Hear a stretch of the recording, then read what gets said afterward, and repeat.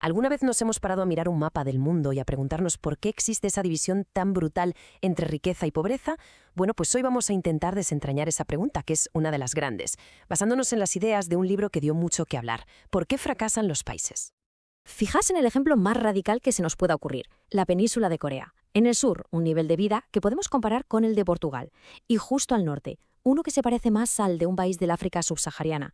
Es la misma gente, la misma geografía, la misma cultura. Entonces, ¿qué es lo que explica esta diferencia tan abismal? Este es el gran rompecabezas que vamos a intentar resolver juntos. Para entenderlo, vamos a seguir una ruta bastante clara. Primero nos enfrentaremos a ese gran rompecabezas, dejando a un lado las explicaciones de siempre. Después nos meteremos de lleno en la idea central, la gran diferencia entre instituciones inclusivas y extractivas.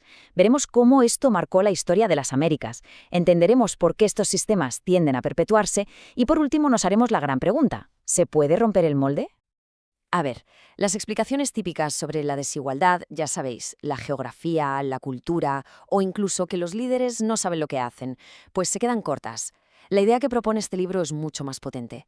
La respuesta no está en lo que los países tienen, sino en las reglas que crean. La clave, y esta es la palabra fundamental, son las instituciones. Pensemos en esto un segundo, la prosperidad no depende de si un país tiene petróleo o de si su cultura es de una forma u otra. Depende de las reglas del juego que tiene esa sociedad. Son estas reglas las que deciden si a la gente le compensa innovar, invertir y trabajar duro para un futuro mejor, o si por el contrario no merece la pena ni intentarlo. Y estas reglas del juego, estas instituciones, se dividen básicamente en dos grandes tipos. Entender esta diferencia es de verdad la clave para entender todo lo demás. Aquí está el meollo de la cuestión. Por un lado, tenemos las instituciones inclusivas. Reparten el poder, hacen que la ley sea igual para todos y animan a la gente a participar. Son las que generan prosperidad. Y por otro lado están las extractivas, que están diseñadas literalmente para que una pequeña élite se haga rica a costa de todo el resto de la sociedad.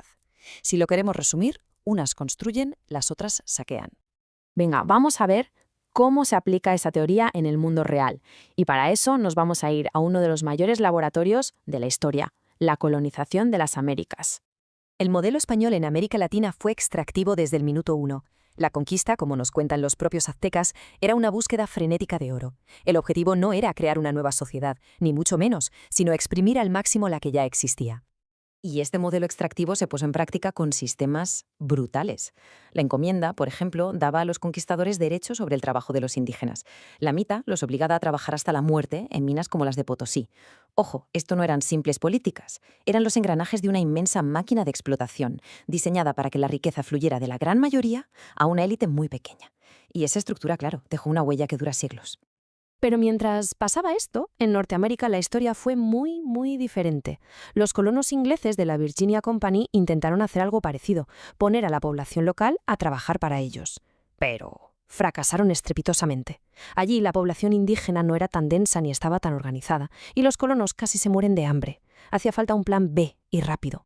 Y ese fracaso total llevó a un punto de inflexión. Por pura desesperación, la Virginia Company tuvo que ofrecer a los colonos algo que no entraba en sus planes: darles tierras y derechos.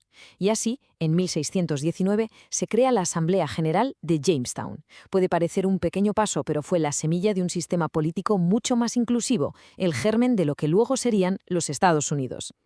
Vale, pero la pregunta es, ¿cómo es posible que estos sistemas, ya sean buenos o malos, duren tantísimo tiempo?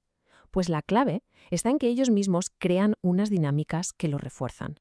Las instituciones inclusivas generan lo que los autores llaman un círculo virtuoso. Pasó en Gran Bretaña. Las instituciones políticas más plurales que surgieron tras la Revolución Gloriosa de 1688 permitieron crear instituciones económicas también inclusivas.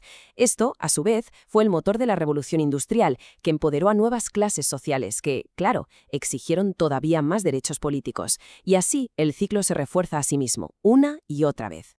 Y en el lado opuesto, como podemos imaginar, las instituciones extractivas crean un círculo vicioso.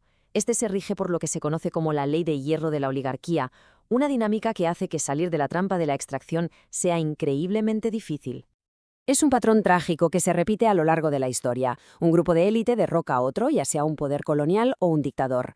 Pero los que llegan, en lugar de cambiar el sistema, lo que hacen es apoderarse de la maquinaria de extracción para su propio beneficio. Cambian las caras que están en el poder, pero el sistema de explotación sigue intacto, y eso atrapa a las naciones en un ciclo de pobreza del que es casi imposible salir. Entonces, si estos círculos viciosos son tan poderosos, ¿hay alguna esperanza? ¿Es posible el cambio? Los autores dicen que sí, pero que normalmente hace falta una buena sacudida, un gran shock en el sistema. A estos eventos los llaman coyunturas críticas. Puede ser una plaga, una revolución, la llegada de una nueva tecnología. Son momentos que rompen el equilibrio de una sociedad y abren una ventana para un cambio profundo. Son, para que nos entendamos, auténticas bifurcaciones en el camino de la historia.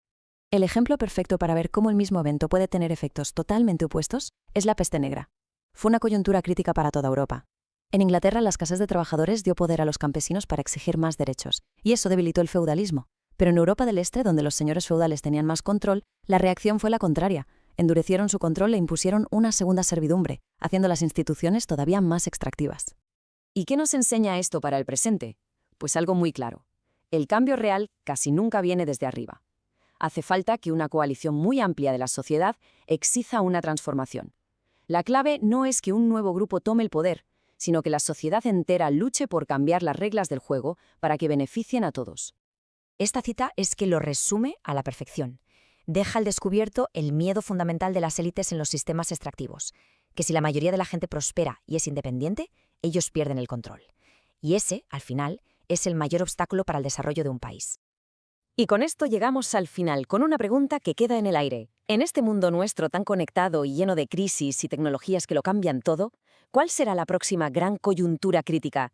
Y lo que es más importante, ¿qué naciones serán capaces de aprovechar esa oportunidad para construir por fin su propio círculo virtuoso? La respuesta, como hemos visto, no está escrita en la geografía ni en la cultura, está en las reglas que entre todos decidamos construir.